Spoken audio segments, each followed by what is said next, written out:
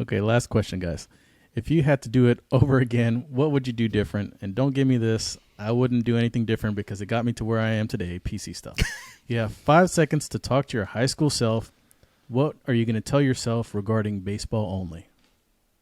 Ooh, thank goodness it's baseball only. I got a lot. Man, no kidding. A lot of things just went flying through my head. Well, you can elaborate if you need to. No, that's all right.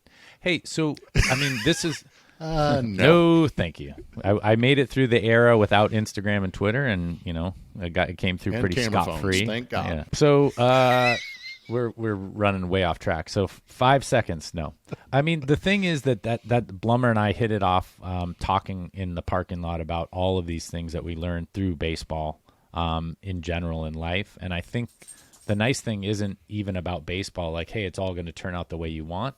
But the best lesson in baseball is, doesn't matter whether you go 3 for 3 or 0 for 3, just keep grinding. I mean, keep your head and your wits about you. And I would think if you could tell your high school self that, because I think in high school, as you start getting some accolades and some notoriety, you think that you're better than you are, or you think that you're going places and that the team relies on you more than they do. But, as we know, you can only do your best. So, going in and taking your aluminum bat, you were 3 for 4 and you got out the 4th at bat and you lose the game, going in and smashing the water cooler with your aluminum bat and like throwing a tantrum, it doesn't make anybody, it doesn't make anybody respect you anymore. And I think I heard this, I think it was Darren Huff with the Giants. He wrote something for the Players Tribune that when he got called up to the big leagues, Buster Posey struck out with guys on 2nd and 3rd late in the game. And he came in and he put his helmet in the rack and put his bat in the rack and started putting on his gear. And he was like, oh, so that's how a big leaguer is supposed to handle himself. And I think the earlier you can learn to do that, and the earlier that you set the bar high for yourself but are able to deal with the failures, the better off you're going to be in life and certainly in baseball as you climb the ladder. And we did not plan this ahead of time, so I agree with most of what Tuttle's saying, because I think I would have gone back and done the same thing to myself, because you don't know it at the time. You're so self-absorbed. You think everybody's looking at you for the wrong reason when they're actually looking at you as an example. And I think that's where I would probably go back and go, hey, people are watching, but they're not watching because you're good. They're watching because they value you. And I think that 5 seconds, I'd say work as hard as you can on the day you went 0 for 4 and the day you went 4 for 4. Because there were a lot of times where I said, I got this, and my talent would take over as opposed to working harder earlier. I didn't learn till late that I had to work harder to maintain what I had going and to stay where I wanted to be. I think if I could have started working harder earlier, I may have actually created more opportunities. Both on and off the field. And then, like Tuttle said, I don't think I would have valued every at-bat, but I wouldn't have valued it in the sense where I'm going to snap.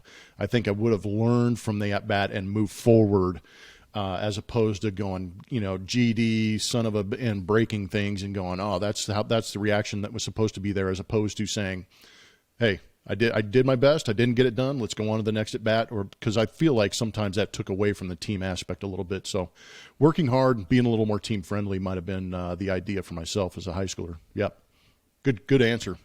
Good question too, man.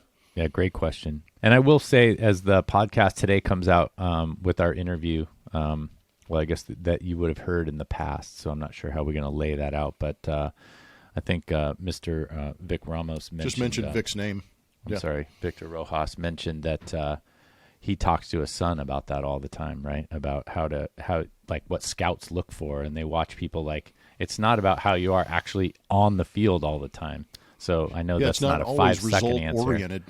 That's right. It's how you carry yourself. Are you confident? Are you a good teammate? And all those things. And honestly, we know the tip of the spear is the major leagues, and I was striving to get there for many years. Blummer played there for many years, but the bottom line is, like, how do you handle yourself in life? How do you handle yourself driving your car around the city? How do you handle yourself when you're in line at the grocery store? And I think all of those things, kind of precede what you are as an athlete, because, ultimately it's how you are as a human, and, the qualities you have as a human may take you to the big leagues and they may not, but you're still going to be stuck in your same shell of a body. So anyway, I mean, that's all I got, but, 5 seconds is too short of a time to answer that question. But I think, I think the old right, if I only knew then what I know now kind of is, prevalent as we get older.